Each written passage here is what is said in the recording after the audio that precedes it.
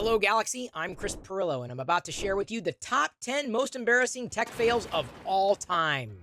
The tech industry, the place where dreams become realities and multi-billion-dollar success stories are born. Yeah, no. That's just a fairy tale you learned from watching too many TED Talks. In reality, the conception of most tech ideas results in the birth of a very ugly baby. So again, here are the top 10 most embarrassing tech fails of all time. Number 10, Soulja Game Mini. According to my notes, Soulja Boy was a rapper who was popular in the early 2000s. Best known for his hit song and dance, Crank That. Crank what?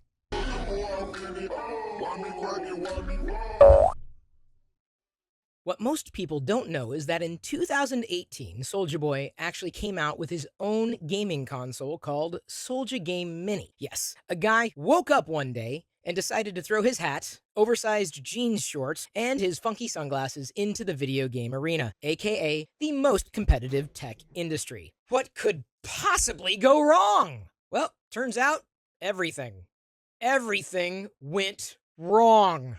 The Soulja Game Mini got horrible reviews. People were flat out confused by what the actual point of the Soulja Game Mini was. Yes, you can play video games on it, but to quote our Lord and Savior Billy Mays, but wait, there's more! Play music, watch videos, browse documents, and look at pictures. Why you would want to do this on a device with a 3-inch screen is beyond me. It also had massive technical issues all the way down to the quote-unquote removable plastic screen protector. It's stuck. I mean, it's literally just... How much Soulja Boy actually made from the console is still unclear. You know, doing my thing because I made $250,000 in one day. You know keep what I'm changing saying? that number now. What we do know is that Soulja Boy cranked his way into a potential lawsuit. Only 20 days after releasing the Soulja Game Mini, Nintendo threatened to sue Soulja Boy for producing what they called a counterfeit Game Boy. Soulja Boy's response? And I quote, "Nintendo ain't gon' do sh**." But Soulja Game Mini was able to run because this next throwback tech fail walked. Well, actually more like slowly rolled down the street. Enter the Sinclair C5. Imagine a vehicle that can drive you 5 miles for a penny. A vehicle that needs no petrol, just a battery. Now, I know what you're thinking. Wow, 5 miles for only 1 penny and 0 petrol? Take my money! Don't let the soothing British voice in the ad fool you, though. While it looked like the epitome of badass on wheels, the 1985 Sinclair C5 was way farther behind its times than people expected. It was marketed as a convenient, alternative electric vehicle that was simple enough for anyone to use. And that takes the press of a button to start, the squeeze of a lever to stop. That needs no license, no road tax, and you can drive whether you're 14 or 40. Yeah, not so much. People found the lever system extremely difficult and awkward in usability. It also went about as fast as a half-charged Barbie Jeep. Only 7 months after its launch, the Sinclair C5 ceased production. Big oof! The Sinclair C5 did leave a lasting legacy, though. Unfortunately, that legacy was, quote, one of the great marketing bombs in post-war British industry. But tech marketing has come far since 1985, right? Based on the next embarrassing tech fail, not so much. Number 8, Snapchat spectacles. Let me preface this by saying that I personally don't use Snapchat because the arthritis in my old man fingers makes pressing that little send icon too hard. But according to the youth, Snapchat is, quote, dope. I think that's good, unless it's bad. But bad used to be good. It's dope. And if we've learned anything from Steve Urkel, the only way to make something even doper is to add glasses. In 2016, Snapchat released what it called the next generation of social sharing, aka Snapchat spectacles. All you had to do was put them on, press the button at the top, and Snapchat spectacles started recording videos of whatever was going on in front of you and posted them directly to your Snapchat story. But you couldn't just simply purchase Snapchat spectacles. Instead, you had to go on a freaking manhunt for these Men in Black glasses. Snapchat only sold the spectacles from vending machines dispersed throughout the globe. It says that the thing closes at sundown. I've got like an hour till it's actually sundown, So hopefully it's still open. All right, guys, I'm pretty sure I found it. After 5 months of customers having to climb mountains, cross the 7 seas, and answer riddles presented by a troll living under a bridge, Snapchat finally began selling Snapchat spectacles on their website. Here's the issue. Nobody cared anymore. Snapchat took a huge loss with their spectacles launch. They've continued to release new versions of the spectacles, but if adulthood has taught me anything, it's that once you pissed the bed, it's hard to get the smell of urine out of your sheets. Speaking of the smell of urine, you're in for a real treat. Coming in at number 7 most embarrassing tech fails is eye smell. True, there's an actual box that you hook up to your PC and it smells, it stinks. There's odor that comes out of it depending on where you are in the game. It's like smell-o-vision, right? I swear, this is real. In 1999, the company DigiSense launched its revolutionary product, iSmell. All you had to do was simply plug the iSmell device into your computer and voila! You're greeted with the scents created by over 128 chemicals stored into the device that correspond with whatever video game you're playing. If this doesn't already have you reaching for your wallet, what the iSmell founder had to say definitely will. You know, you can imagine Tomb Raider, you're going through different spots and, you know, smelling mold and mildew and animals and tapestries. Was the world ready to smell their video games? The answer is no, absolutely not. Nor is the world interested in smelling gamers. iSmell quickly tanked and became a faint scent wafting through the history of 90s failed technology. Now let's fast forward to the 21st century! Number 6, will.i.am Plus. Remember will.i.am? The lyrical genius best known for rhyming mansion with Wisconsin? Wait, no, that was T-Pain. Let me check my notes again. Okay. will.i.am, member of the Black Eyed Peas and Songbird of 2005. Add to that list, tech mogul, kinda.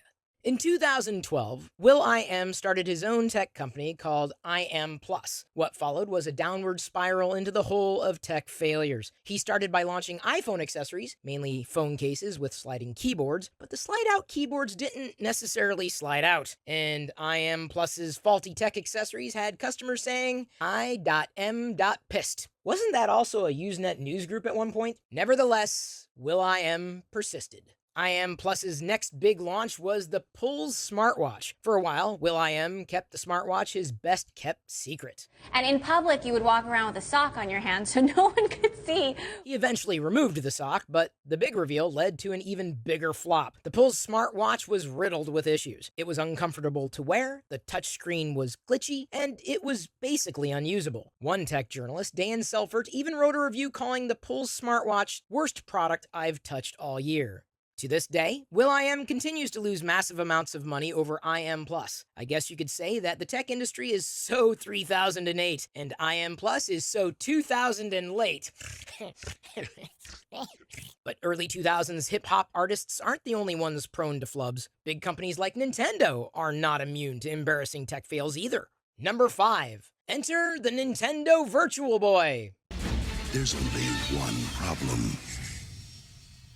It needs your eyes. Yeah, no, that was the least of this gaming console's problems. Nintendo released the Nintendo Virtual Boy in 1995. They marketed it as a portable 3D gaming console. Its biggest sales point, though, was its sleek, minimalist look that made it practically unnoticeable. It was more like headgear, but instead of covering your mouth, it covered your entire face. The console screen even came with a health warning that it could potentially lead to blindness. Although I'm willing to wager that there was at least one thing you did in your youth that allegedly would also lead to blindness. To this day, the Virtual Boy remains Nintendo's lowest-selling standalone console and the only one to have less than 1 million units sold. The only way I'd ever use the Nintendo Virtual Boy is if I was left stranded in a park in Australia, which could actually have been a real scenario with a previous version of number 4. So, number 4? Apple Maps. Entire new mapping solution from the ground up, and it is beautiful. Fingers crossed that the beautiful map layout will distract you from the fact that it takes you on a wild goose chase, then drops you 40 miles away from your destination. Back in 2012, Apple tried to go toe-to-toe with Google Maps by releasing, of all things, Apple Maps. Its claim to fame? Local search. And so we've already ingested more than 100 million business listings around the world to make a great local search. Sounds great, right? Well, first off, this genius new feature didn't know how to spell. Perhaps they took advice from my father, who famously does not know how to spell. Let me put it to you this way. For the first few years of my life, we worshipped dog in heaven. Anyway, for example, let's say you type in Apple Maps something like glasses store. Fast forward 30 minutes, and you've somehow ended up in the parking lot of Asses Galore. Mistakes were made. I don't know, hon. I didn't put that into Apple Maps. It took us here. I don't know. I don't know how I got into my history.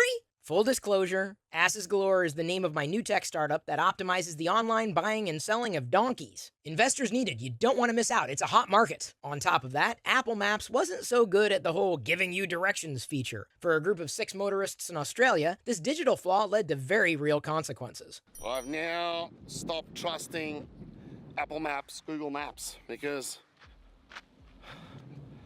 no idea where we are.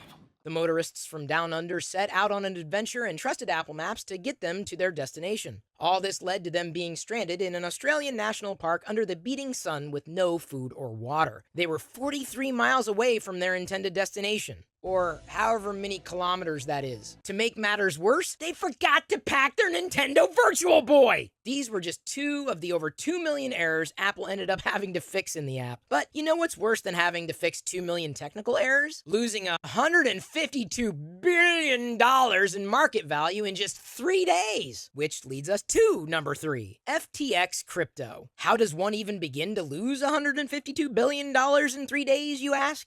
I'll let my pals Tom Brady and a stereotypical New England bartender explain how this all started. I'm getting into crypto. With FTX. You in?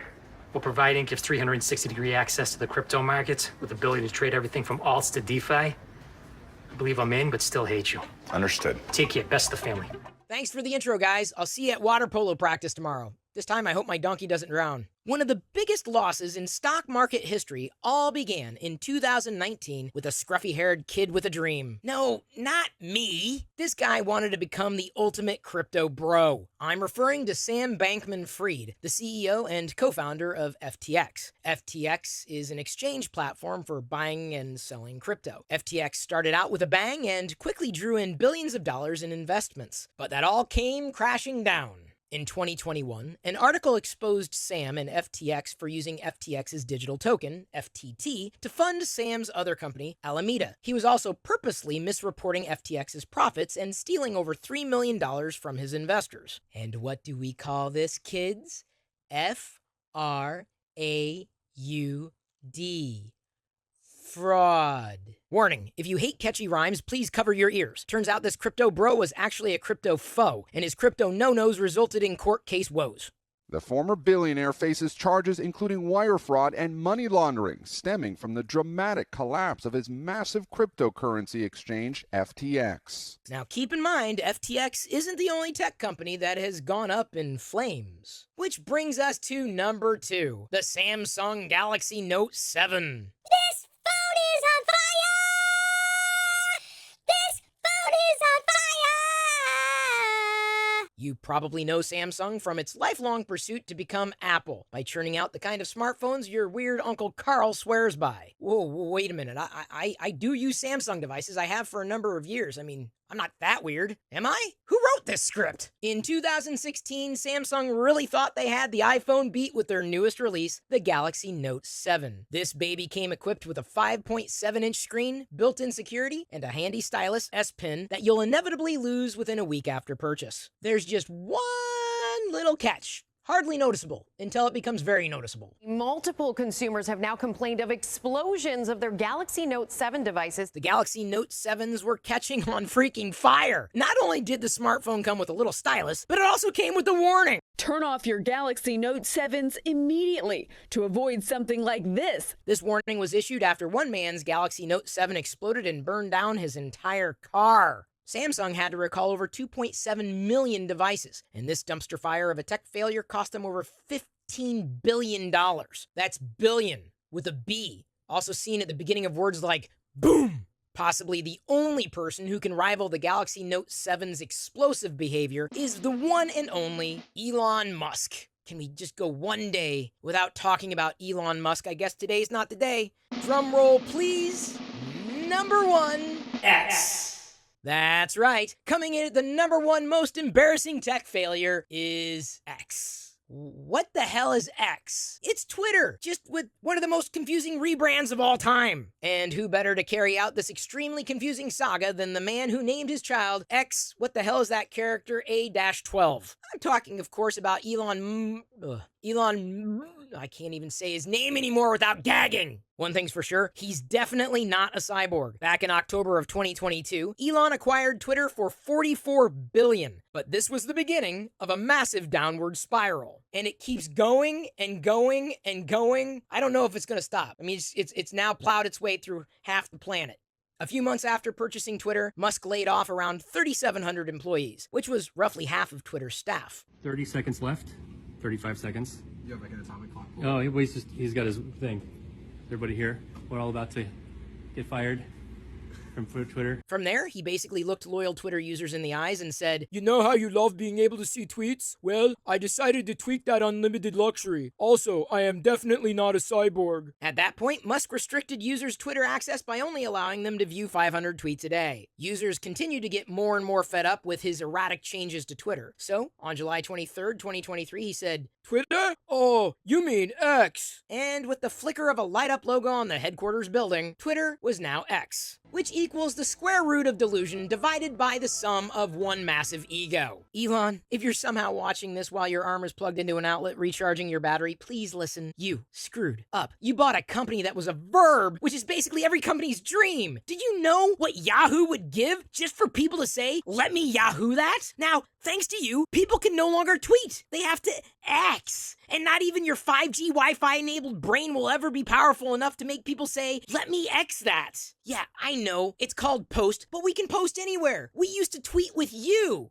Well, not with you. That was the whole idea. We weren't with you. We were with Twitter. Musk's rebrand has cost the company an estimated $4 to $20 billion loss in value. And every day, more and more users are saying bye-bye birdie to X. But don't worry, I'm sure the advertisers are all coming back any day now. Seriously, just any day now. On a brighter note, all this has won Elon Musk the coveted title of number 1 most embarrassing tech fails of all time.